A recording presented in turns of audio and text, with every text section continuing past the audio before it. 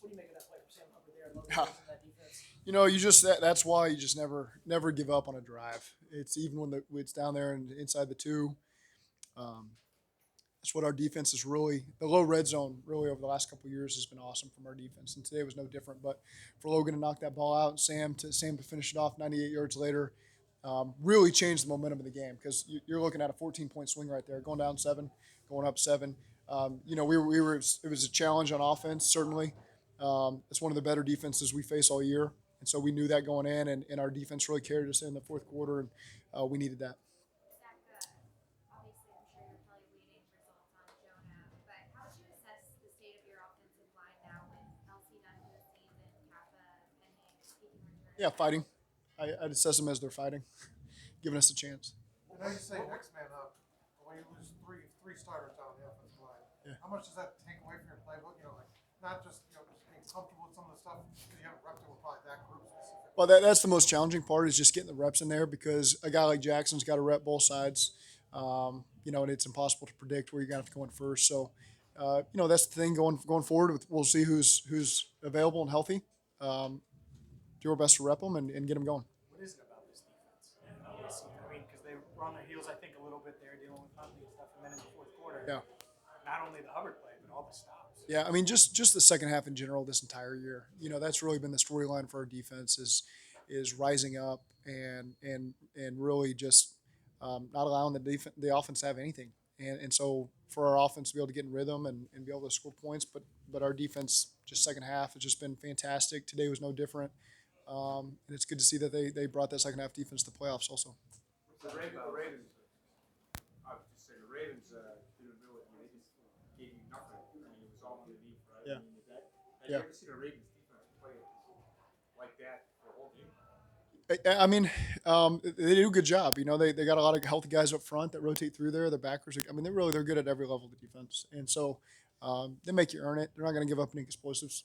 That's the biggest thing. They're making you go to the field. That's why our drives were so long. So many plays because every time we played them, all 3 times we played them, all of our drives have been, over 10 play drives, and so. It's strange. It was a strange game. You get 3 possessions in the first half. We got our third possession there with like 4 minutes left in the half. It felt like, and that's just what it is. Every possession is so critical. That's why those turnovers, those 2 turnovers we got on defense, really, it's the game. We win the turnover battle 2-1. That's why you win the game in a game like that, and there's no secret sauce there. Zach, it seemed like one of the critical moments of the game was Jonah goes down. Jonah goes down. You hold them to a field goal right before halftime. Right. You get a 1-point lead, and you get off the field defensively to start the third quarter. Yeah. And go down for the touchdown. Can you talk about with everything swirling around the team, uncertainty, how critical that period? Yeah, that's a critical stretch right there because they stole those points before the half, and they were going to get the ball first, and so it was so big for our defense to come out with the stop to start, and then for our offense to immediately respond with a touchdown drive, an 8-point drive, and so really that's what allowed us to regain the momentum. We may have lost the momentum there before that last turnover with Sam and Logan, but that was big to have that momentum going in the second half, knowing that you were not going to have a ton of possessions. Did that make a difference, you think, to the halftime speech? I mean, like, how was there deflated at all? No, not deflated. I mean, it's 3 possessions each. I mean, it was strangest. It's not because that's how it was the first time we played them. But no, I think everybody at halftime knew that's not an unexpected way for that game to be 10-9 at halftime with limited possessions. That didn't surprise anybody. What did you see on Akeem Davis-Gator's interception? And even though he only plays so many snaps, it seems like he's always around the ball. Yeah, he was in great position there and secured the catch. And I didn't see how it finished. I know they rolled him down way back there, so I didn't see how that fell out. But when they throw him to you, you got to catch it. That's half the battle, and he did a great job there. Your defense finds a way, but I mean, you would have liked to close this out on offense. You had 3 different opportunities to do so. Or is there concern about that, frustration around that you weren't able to put it away the way you wanted to? Well, certainly. I mean, you want to be able to help the defense out more, and even if it's not putting points on the board like we want, just better field position, and not have them be able to return a kick and with the penalty be beyond the 50. And there was different reasons why some of those drives stalled out. One of them was a holding penalty that put us way back on the 10. Other ones we were close and just didn't quite get it done. But again, all that matters at this point is winning and being able to fix it this week and move forward. Do you remember what you said to Sam after he came off the field? I couldn't find Sam. I think Sam was the last one I found. I just congratulated everybody. What is going through the TV? Caught a classic shot of you reacting as Sam's running down the field. What's going through your mind as he's Yelling at all those people just to block somebody. You know, it looked like Mark Andrews was going to run down, and we had a whole caravan of people, and that's what was going through my mind.